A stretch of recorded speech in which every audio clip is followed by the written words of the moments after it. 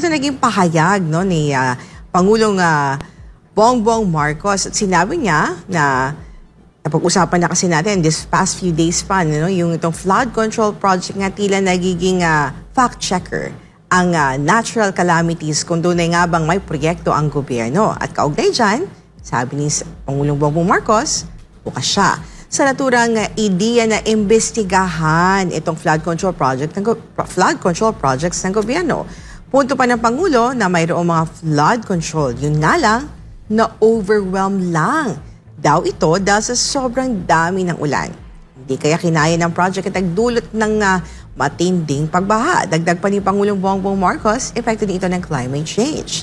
Attorney Sal, sapat ba yung kasagutan na na-overwhelm ang mga flood control projects natin na hindi maka-withstand sa current hagupit ng ating kalikasan? Katotohanan na dyan, hindi na-overwhelmed, kundi hindi talaga na-trabaho yan. Saka isa pa, yung pondo dyan, hindi nila malaman kung saan napunta. Kaya, hindi nagkaroon ng fulfillment yung mga proyekto.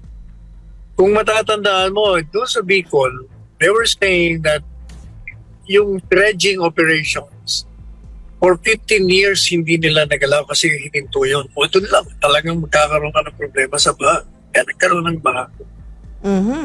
At sinabi din ng Office of the Civil Defense na posibleng may pagkukulang din sila sa nangyaring pagbaha at maraming lugar sa bansa naging epekto ng Bagyong Christine. Attorney Sal, ano ba itong pagkukulang na sinabi ng Office of the Civil Defense? Hindi ba enough yung plan nila to evacuate, no, early evacuation, or to really ipilit talaga yung evacuation dun sa mga kababayan natin? Ibig sabihin, kulang ang preparasyon.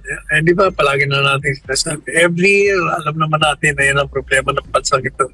Pati nila nagagawa ng paraan.